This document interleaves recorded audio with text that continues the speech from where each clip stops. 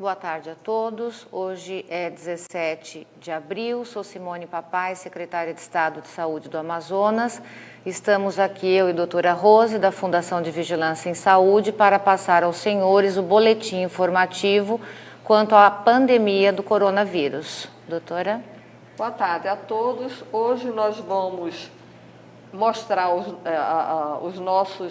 dados na tela, através de gráficos, para que vocês entendam melhor o que está acontecendo. Então, vamos ao primeiro slide.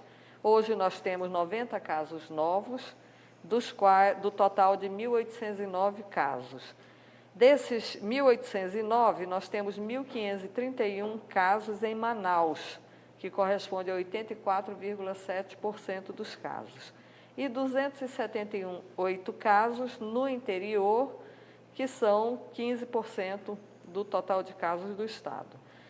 Esses casos do interior, eles estão em 22 municípios. Nós temos aí 159 casos em Manacapuru, portanto, estamos em franca expansão da epidemia em Manacapuru, com 8,8% dos casos e 6 óbitos. Temos 18 casos em Iranduba, com 3 óbitos, 17 casos em Itacoatiara, com 1 óbito, 12 casos em Tonantins, 11 casos em Parintins, com 3 óbitos, 11 casos em Santo Antônio do Içá, 11 casos em São Paulo de Olivença, 6 casos em Careiro Castanho, com 1 óbito, 6 casos em Presidente Figueiredo, 4 casos em Anori, 3 casos em Careiro da Várzea, 3 casos em Maués, 3 casos em Tabatinga, 3 casos em Tefé, com 1 óbito, 2 casos em Quari, 2 casos em Lábrea, 2 casos em Novo Airão, com 1 óbito, 1 caso em Anamã, 1 caso em Boca do Acre, 1 caso em Carauari, com 1 óbito, 1 caso em Jutaí e 1 caso em Manicoré. Desses 1.809 casos, 1.134, o que corresponde a 62%, estão em casa, em isolamento social ou domiciliar, o que significa que eles têm sintomas mais leves, menos graves do que os pacientes que estão internados. E temos hoje 386 pacientes fora do período de transmissão, portanto, não são mais pacientes, já estão sem sintomas da doença. Quanto aos pacientes internados, nós temos 692 pacientes hoje. Desses, 144 são casos confirmados. Dos casos confirmados, nós temos 47 em leito clínico, 87 em UTIs. Temos também 548 pacientes suspeitos, dos quais 417 estão em leitos clínicos e 131 estão em UTI. Portanto, hoje nós temos 218 pacientes que estão dependentes de UTI, portanto, são pacientes graves, intubados, a maioria deles, sujeitos a uma evolução ruim, sujeitos ao óbito. Com relação aos óbitos, nós temos hoje 198 notificados, dos quais 19 foram descartados, estão em investigação 34 e 145 estão confirmados, o que nos dá uma letalidade de 8%. Temos ainda 240 exames que estão em procedimento no Laboratório Central, no LACEN. Próximo slide, vocês veem aí a nossa curva de casos e óbitos, onde vocês veem, a partir do dia 3 de abril, nós temos uma curva ascendente, né, que resultou hoje em 1.809 casos.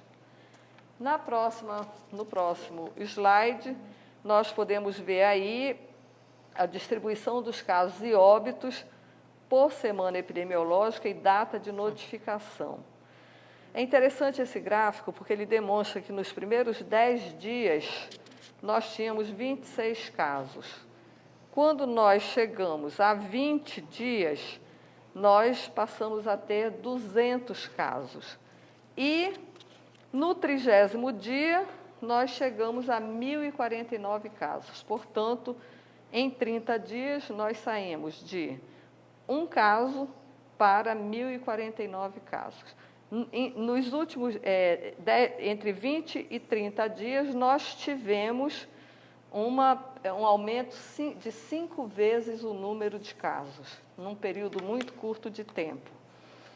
É também interessante nós lembrarmos que na semana passada, que para nós é a semana epidemiológica 15, só nessa semana nós tivemos 739 casos. E no último dia 14, nós tivemos 209 casos com 19 óbitos. Foi o dia, até hoje, que nós tivemos o maior número de casos. Esse gráfico demonstra, portanto, a velocidade da disseminação do vírus. Quão rapidamente o vírus ele está passando de uma pessoa para outra e afetando um número maior de pessoas e, inclusive, causando um impacto severo que se exprime na forma das pessoas que estão em UTI e daqueles que, infelizmente, estão indo a óbito. No próximo slide, nós vemos os municípios que estão afetados pelo Covid. São 23 municípios no estado, sendo que Manaus concentra 1.809 casos e 127 óbitos. Nós temos 22 municípios do interior com 278 casos e 18 óbitos, o que perfaz esse total, que eu já falei, de 1.719 casos e 124 óbitos. A avaliação do próximo slide nos mostra a dispersão do vírus pela cidade de Manaus. Nós temos o vírus hoje em todos os bairros de Manaus. E, conforme vocês podem observar, nós temos concentração de casos no Alvorada, no Parque 10 de Novembro, na Cidade Nova.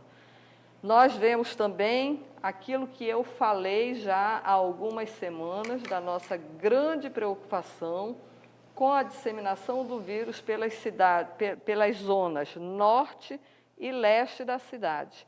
E nós já estamos começando a ver isso, inclusive com o aumento de atendimentos expressivo em todas as unidades de saúde que atendem essas regiões da cidade. A exemplo do Zona Leste, né, Hospital e Pronto-Socorro da Zona Leste, o Dr. João Lúcio, e a exemplo do Hospital e Pronto-Socorro Platão Araújo, que atende parte da Zona Norte e parte da Zona Leste. Então, com esses dados, a gente encerra aqui a apresentação dos dados epidemiológicos e agora vamos passar para as perguntas dos repórteres. Estamos aqui para fazer perguntas, hoje é dia 17 de abril, dos veículos Rádio Rio Mar, Vocativo, Portal em Tempo, Portal e Jornal A Crítica, Record TV, Portal Tefé News, Amazonas Atual. A primeira pergunta vai para a secretária de Saúde, doutora Simone. Doutora, deputados estaduais e há vídeos rodando na cidade e áudios dizendo que há uma solicitação ao governo do Estado para a contratação do Hospital Beneficente Portuguesa, com a tabela do SUS, para desafogar o atendimento em Manaus. Isso pode ser feito e o que é preciso para a ideia ser adotada? Veja bem, a contratualização de leitos de UTI, ele é necessário e é evidente, né? Ontem mesmo falei da necessidade de termos leitos de UTI, leitos de internação de retaguarda para atendimento de pacientes COVID, de média e alta complexidade. O Hospital Beneficência Portuguesa, a instituição filantrópica, ela apresentou uma resposta no processo administrativo cujo os leitos foram apresentados não eram leitos de unidade de terapia intensiva. A necessidade que foi colocada era de contratualização de leitos de unidade de terapia intensiva, não só dessa instituição, mas para demais instituições, para que a gente pudesse, o Estado pudesse contratualizar leitos de UTI para desafogar as unidades, para que a gente pudesse ter referência de unidades de atendimento para a Covid e essas unidades contratualizadas, atendimento para as outras comorbidades. Isso foi feito, existe um processo administrativo, isso foi documentado e não houve manifestação do tipo de leito a ser contratualizado. Ok. Como os familiares estão sendo atualizados do estado de saúde dos internados, uma vez que familiares não podem entrar nos hospitais? Então, diariamente são lançados boletins médicos, né? Por período. Esses boletins médicos são informes aos familiares de como é que estão os seus familiares em condições e o quadro clínico. Se há alguma manifestação, alguma piora do quadro, nós temos nas unidades o serviço de assistente social que faz o contato com os familiares e avisa da piora do quadro ou de alguma alteração, algo que possa ter acontecido naquele interim. Então, sempre por boletim médico, para que não haja o contato, isso para preservar também os familiares. Okay. Por que o Hospital de Retaguarda do Complexo Hospitalar Newton Lins vai iniciar as atividades somente com 10 leitos de UTI? Veja bem, é importante todos saberem que a abertura de leitos ou a abertura de um estabelecimento de saúde, ele demanda vários fatores, né? Então, demanda estrutura, demanda gases medicinais, demanda a parte elétrica, demanda toda a parte de infraestrutura de informática, porque nós temos que usar prontuários eletrônicos, sistema que possam gerir as informações daquele atendimento. Além disso, tem os serviços meios. O que são os serviços meios? A hotelaria, serviço de nutrição, serviço de segurança. Então, tudo isso, são fatores que fazem com que a gente tenha uma assistência na sua total complexidade. Essa contratualização, a locação da unidade, ela foi feita por um período de 90 dias, prorrogáveis por mais 90, isso está dado, está posto e resolvido. As tratativas administrativas para a contratualização de todos esses serviços, inclusive recursos humanos que eu acabei de dizer, eles acontecem simultaneamente. E isso está acontecendo numa velocidade muito alta. Normalmente, esses processos eles são um pouco mais morosos, mas nós não temos tempo.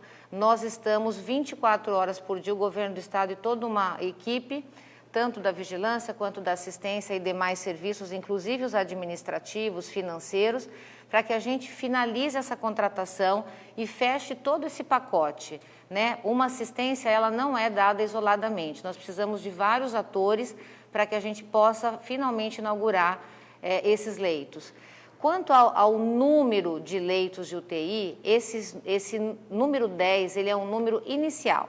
Na verdade, para cada 100 leitos de unidade de assistência de leitos clínicos, nós temos que ter 20% de leitos de unidade de terapia intensiva. Então, nós iniciaremos, a princípio, já com 16 leitos. Hoje nós temos lá uma capacidade operacional já preparada, com salas isoladas, pressão negativa, tudo que um serviço precisa para funcionar como UTI.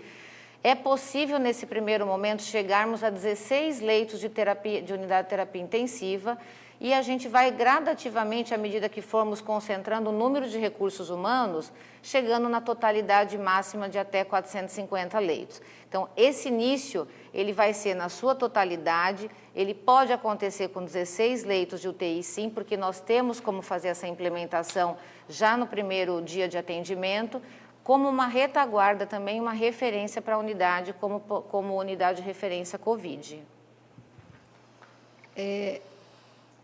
O Estado pretende instalar câmaras frigoríficas em unidades como Platão Araújo e 28 de agosto, da mesma forma que aconteceu no Delfina e no João Lúcio, desde hoje de manhã que está lá? Olha, isso não é uma notícia que nenhum gestor gosta de trazer, mas infelizmente nós já estamos nesse ponto. Era previsto, né? O aumento dos números de mortos, de óbitos, vem crescendo numa velocidade muito grande. A doutora Rose acabou de dizer há pouco como é que a doença vem se disseminando, né, como ela vem se alastrando em todo o território, não só no território do Estado, mas no Brasil, em todo o mundo. A gente vê o que tem acontecido nos Estados Unidos, na Itália, na Espanha. Então, infelizmente, essa ação que nós estamos tomando de providência, nós já havíamos instalado essa câmara ali no entorno do estacionamento do Hospital Delfina. Essa noite nós tivemos a instalação de uma câmara frigorífica no Hospital Lúcio e nós finalizaremos até o final de amanhã, na parte da manhã, a instalação de outras câmaras frigoríficas. É uma notícia muito triste para quem faz gestão em saúde pública, porque nós trabalhamos para enfrentar doenças, para salvar vidas, e nós já chegamos ao ponto de ter que, numa situação, discutir a forma como nós poderemos acondicionar esses corpos, porque nenhuma estrutura, nem aqui, nem no Brasil, nem no mundo, está preparada para esse número avançado de óbitos. Então, as estruturas físicas já não estavam preparadas, os serviços de funerárias eles já estão sobrecarregados, não estavam preparados.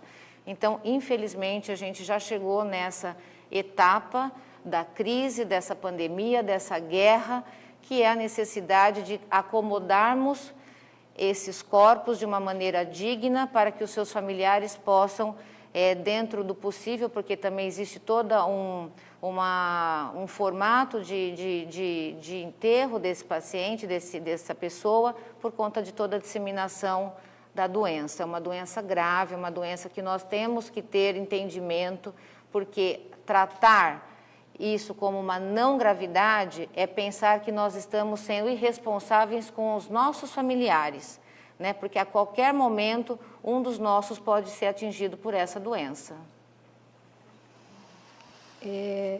A última pergunta, doutora Simone.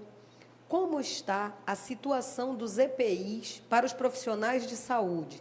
Procedem as reclamações dos profissionais que dizem que há falta de equipamento de proteção individual? Olha, os EPIs eles estão realmente com o estoque baixo, alguns com estoque mais baixo do que outros, existe a dificuldade de aquisição, as atas existentes com os preços que eram praticados, os fornecedores não estão entregando, existe um desequilíbrio do mercado, então o que custava um determinado valor, hoje ele custa 10 vezes mais. Além de que nós não estamos conseguindo a entrega desses itens. Então, nós temos 24 horas buscado a aquisição desses itens, manifestado ao Ministério da Saúde, apelando o envio de materiais para cá, para o Estado. Existe também, já de forma técnica, por modelo ou por tipo de assistência que o profissional dá, né? Então, se ele é de um formato administrativo, ele usa determinado EPI. Se ele é de uma sala de urgência, ele usa outro determinado EPI. Então, esse protocolo dos tipos do kit, a gente chama de kit, que as pessoas estão utilizando, eles estão racionalizados. Então, o número é bem reduzido, a dificuldade de aquisição também é muito importante. Nós recebemos uma ligação do Ministério da Saúde, recebemos um lote de EPIs e provavelmente nessa sexta-feira estará chegando mais um lote. Nesse momento eu não consigo informá-los da quantidade, quais os itens que chegarão, mas a gente tem solicitado um apoio do Ministério por conta, inclusive, da dificuldade de adquirir os itens. Obrigada, doutora Simone. Vamos, doutora Rose, para as perguntas de vigilância, a área de vigilância. Pacientes relatam perda do olfato e paladar como um dos sintomas de coronavírus. Esse é um sintoma comum? Sim, ultimamente tem se relatado nos artigos científicos que estão sendo publicados que uma grande parcela de pacientes de Covid-19 apresentam, inclusive, precocemente, a perda do paladar e do olfato. Tem sido comum, sim. Uma outra pergunta: qual a projeção de casos para o Amazonas, doutora Rose? É possível fazer essa projeção? E quantos casos a gente pode imaginar que teremos somente na capital? O que eu posso dizer é que nós temos uma situação que já é explosiva e que nas próximas 4 semanas se tornará cada vez pior, tanto no número de casos quanto no número de óbitos. Levando em conta que é difícil fazer uma projeção quando 40% da população de Manaus continua nas ruas, não é? Então, é necessário que as pessoas se conscientizem que a única forma de não pegar Covid é ficando em casa. Não tem outro jeito, não tem outra forma. E nós não temos como estimar a porcentagem de pessoas de Manaus que vão continuar nas ruas. Então, a solução para isso, para evitar a explosão do número de casos, para evitar o aumento vertiginoso do número de óbitos, é nós fazermos a nossa parte. Lembrando que países como, por exemplo, o Equador, estão com corpos nas ruas, estão com pessoas morrendo em casa, porque não tem rede assistencial para prestar assistência médica para esses pacientes, então as pessoas morrem em casa e são depositadas na rua. Nós não queremos chegar nesse ponto. Nós estamos vendo isso acontecer aqui, com o nosso vizinho Equador. Então, para que isso não aconteça conosco, é necessário que nós façamos a nossa parte. E fazer a nossa parte significa ficar em casa. O número de mortes por Covid registrados no Amazonas já superou o número de mortes por síndromes gripais, a SRAG, influenza, A e B e etc., registrado em 2019? Já. O Amazonas também enfrenta uma pandemia de SRAG? Isso. Então, primeiro, o número de mortes, nós estamos hoje com 145 óbitos no estado do Amazonas por Covid-19. No ano passado, nós tivemos 89 óbitos por SRAG, causada por influenza A/H1N1 e principalmente vírus sincicial respiratório. Foi a pior epidemia de SRAG que nós já tivemos até o que nós vivemos hoje, né? Hoje, nós não temos uma pandemia por SRAG de outros vírus. Só para a gente entender o que é SRAG. Os vírus respiratórios, eles se dividem em gripe e resfriado. Gripe é causada por influenza A e B, influenza A, H1N1 ou H3N2 e influenza B. Quando eu falo de gripe, eu estou falando de influenza. Quando eu falo de resfriado, eu estou falando de mais de 100 outros vírus que causam os mesmos sintomas. Esses vírus, eles podem cursar como uma síndrome gripal, uma gripe ou resfriado que a gente tem todo ano, ou eles podem agravar. Quando eles agravam, eles levam a um problema, uma dificuldade pulmonar muito grande que se chama Síndrome Respiratória Aguda Grave, SRAG. SRAG mata, assim como o Covid mata. No Covid, nós temos uma pandemia. Por quê? Porque nós temos uma epidemia que é mundial. Todos os países da Terra hoje têm circulação do vírus Covid-19. Por isso que nós temos uma pandemia. A SRAG não. A SRAG, ela não está circulando, por outros vírus, ela não está circulando de maneira pandêmica pelo globo. Não é? Nós temos epidemias agora na região norte, alguns lugares da América Central e América do Norte, partes da América do Norte. Mas nós não temos uma pandemia da forma como nós temos o SRAG. Doutora Rose, a última pergunta para a vigilância. por que não testar quem já teve sintomas leves para que essa pessoa possa continuar suas atividades normais? Trabalho, sair de casa. Por que não fazer isso? Seria o ideal, né? Nós gostaríamos muito de fazer isso, testar toda a população, inclusive para podermos voltar para as nossas atividades, sairmos do isolamento social, os que já passaram pelo vírus, os que já não estão mais em risco. Acontece que não existem testes suficientes. Não existem testes no Amazonas, não existem testes no Brasil e não existem testes no mundo. Está aí o país mais rico do mundo, os Estados Unidos, vivendo o que está vivendo hoje. Então, as indústrias que produzem testes não conseguem atender a demanda mundial. Então, nós não temos testes suficientes para testar todo mundo, não temos testes para testar os casos leves, só temos testes hoje para testar os profissionais de saúde, os profissionais de segurança pública e os casos graves de Covid. Ok, doutora, muito obrigada. Vamos voltar aqui, que tem 2 perguntas mais para a doutora Simone. Doutora, quantos leitos terão na Newton Lins nesse primeiro momento de abertura de operação? Quantos leitos clínicos e leitos de UTI? Como que o hospital vai abrir para funcionar? Veja bem, vamos começar a responder isso de uma forma inversa. Qual é a capacidade operacional dentro daquele espaço físico? Quantos leitos são possíveis de serem instalados? Naturalmente, dentro da estrutura hoje, é possível instalar 450 leitos. Dentro desse espaço existem hoje 16 leitos preparados individualmente, cada box que a gente chama, para leitos de UTI. Num reconhecimento de área que foi feito junto com uma equipe técnica, esses 16 leitos hoje, possíveis de serem abertos imediatamente, dependendo de recursos humanos e equipamentos.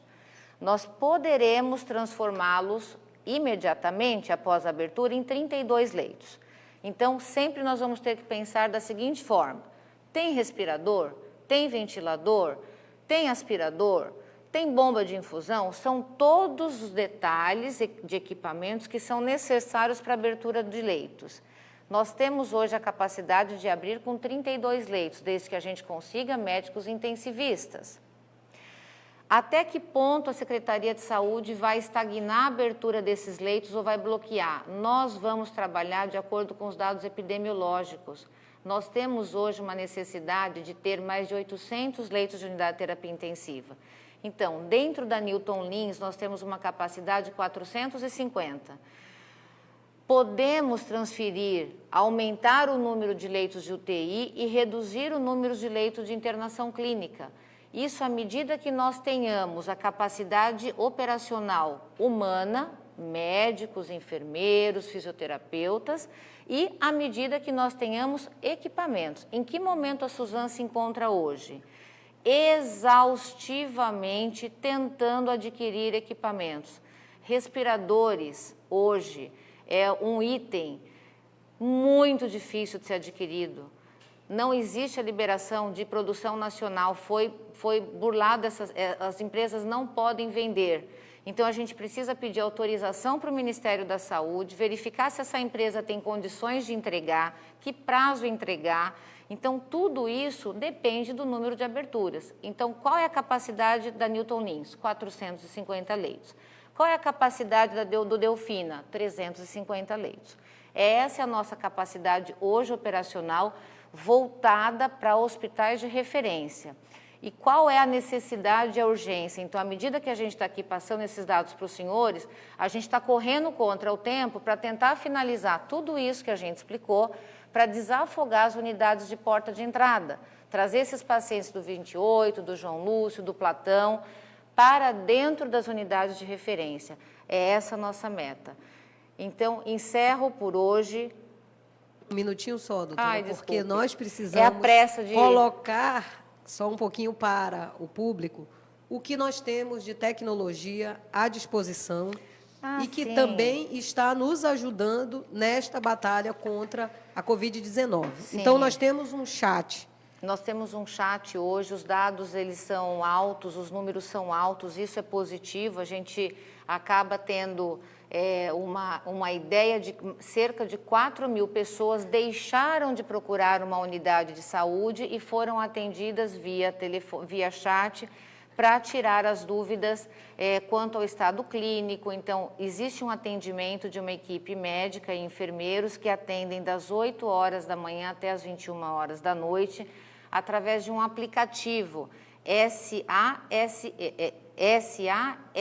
SASI. Nós tivemos, desde o dia 6 de abril, 179.000 respostas.